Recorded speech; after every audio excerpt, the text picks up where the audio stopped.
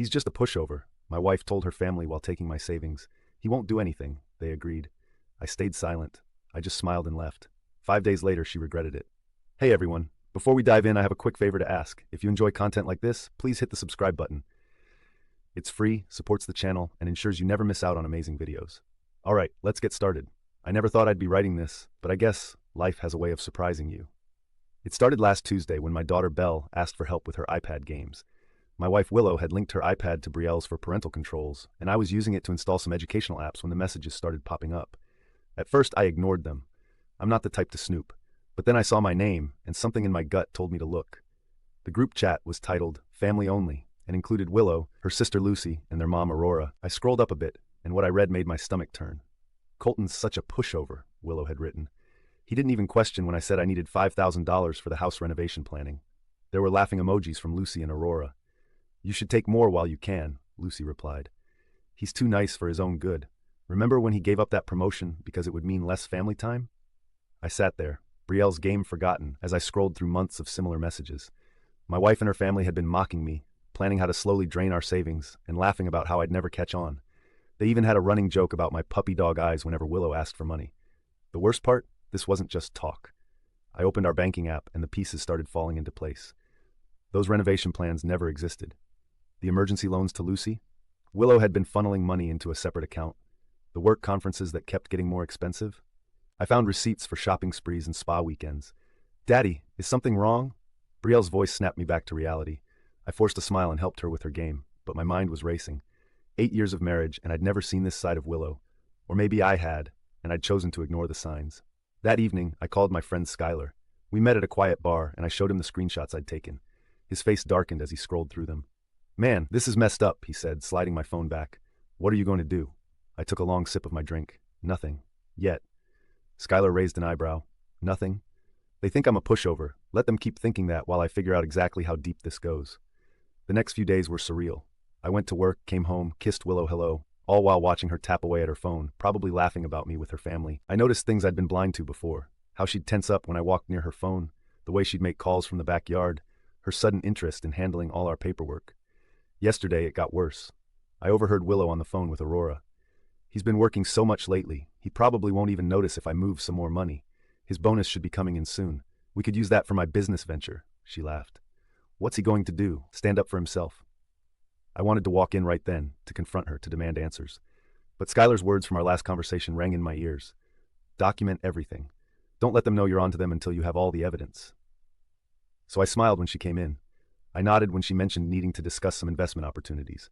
I played my part, the trusting husband, the reliable pushover. But I made an appointment with a lawyer for tomorrow morning. Last night, I couldn't sleep.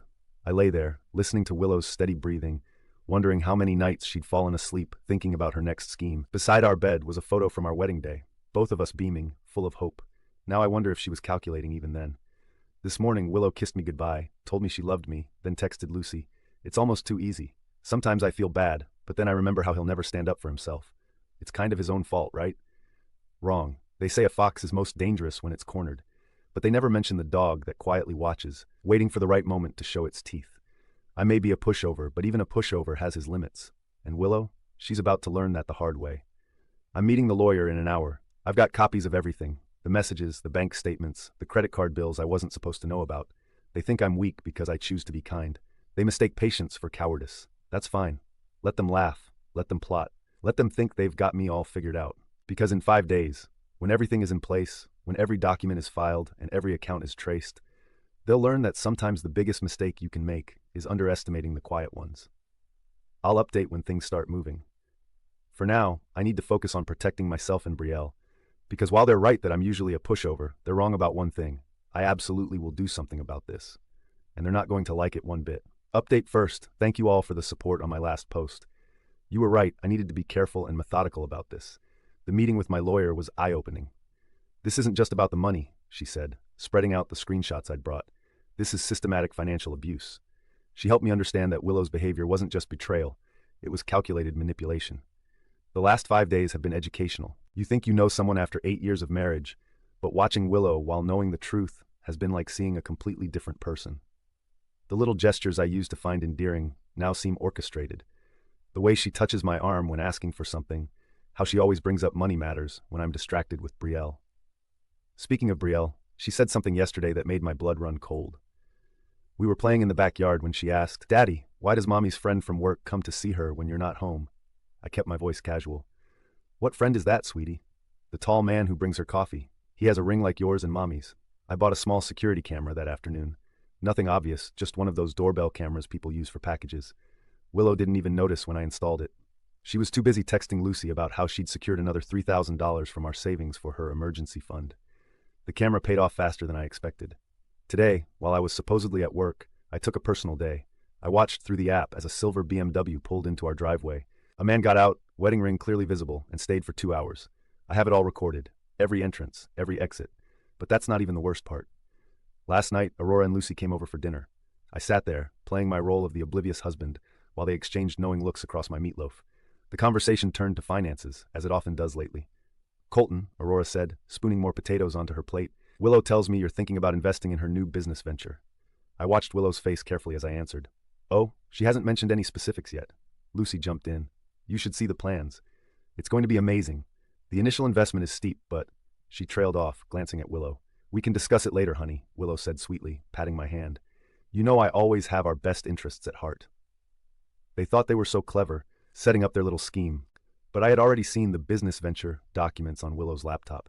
There was no business, just elaborate plans to transfer our savings into an account I couldn't access. After dinner, they gathered in the kitchen, thinking I was watching TV with Brielle. Their voices carried through the vent.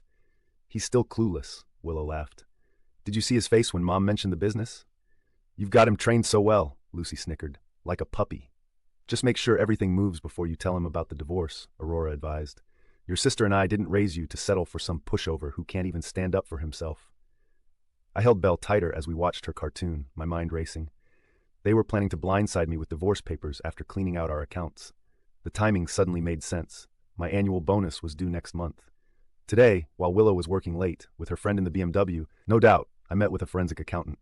The numbers tell quite a story. Missing money, hidden accounts, credit cards I never knew existed, all meticulously documented. Now I also hired a private investigator. Expensive but worth it. Within 2 days, he had photos of Willow and her friend at various hotels. He also found something interesting. Her friend isn't just married. He's married to one of her biggest clients. Skylar thinks I should confront her now. "You've got enough evidence," he argued over drinks tonight. "Why wait?" "Because tomorrow is the annual family dinner at Aurora's house. The whole family will be there. Lucy's husband, Aurora's new boyfriend, all the people who've been laughing at the pushover behind his back. I've arranged for some interesting documents to be delivered during dinner. Nothing dramatic, just copies of bank statements, hotel receipts, and some choice screenshots from that family group chat.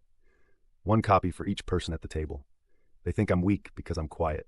They mistake kindness for cowardice. Tomorrow, they'll learn that sometimes the quietest person in the room is the one you should watch most carefully.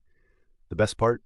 Willow doesn't even realize that while she's been playing her game, I've already won. Every document filed, every account traced, every bit of evidence documented and legally verified. I just have one more role to play, the oblivious husband at a family dinner. Then we'll see who's really been the pushover all along. Update coming tomorrow night, and trust me, you won't want to miss this one. Update 2. I'm still processing everything that happened at dinner last night, but I promised an update, so here it is. The evening started normally enough. Aurora's house was filled with the usual chaos of family gatherings.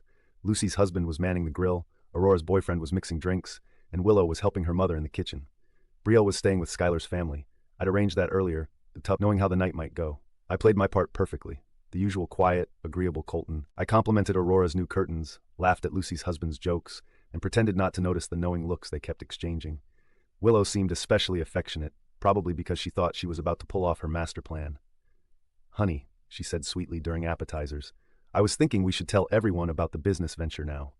Right on cue, Aurora perked up. "Oh yes, Colton, you're going to be so excited about this opportunity." That's when the doorbell rang. "I'll get it," Lucy offered, but I was already standing. "No, please, let me. It's probably the surprise I arranged." The confusion on their faces was priceless. This wasn't in their script. I returned with 6 manila envelopes, each marked with a name. "Before we discuss any business ventures," I said, keeping my voice calm, "I thought everyone might want to review these documents." The room went silent as they opened the envelopes. I watched their faces change as they realized what they were looking at. Bank statements, hotel receipts, screenshots of their group chat messages, pictures of Willow with her friend. Time-stamped, dated, documented.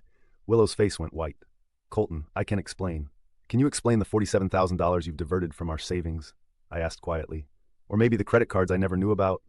Or perhaps you'd like to explain to your client's wife about the hotel meetings? Lucy tried to jump in. This is obviously a misunderstanding. Like the misunderstanding of you helping Willow set up secret accounts? I turned to her husband. Did you know your wife helped hide stolen money? The room erupted. Lucy's husband was shouting at her. Aurora was trying to damage control. Willow was crying, not because she was sorry, but because she'd been caught. You had no right to spy on me, Willow screamed. Like you had no right to steal from me, I kept my voice level. To mock me to your family, to cheat, not just on me, but with a married man. You're just trying to intimidate us, Aurora said, but her voice shook. I pulled out my phone and played a recording. Aurora's voice discussing how to hide assets before serving divorce papers. Lucy's husband walked out. The boyfriend awkwardly excused himself. I've already spoken to his wife, I told Willow. She's very interested in the evidence I've gathered. Her lawyer will be in touch. You've ruined everything, Lucy spat.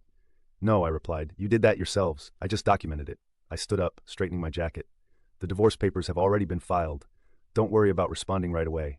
Your lawyers will have plenty to review. The forensic accountant's report makes for particularly interesting reading. Willow finally found her voice.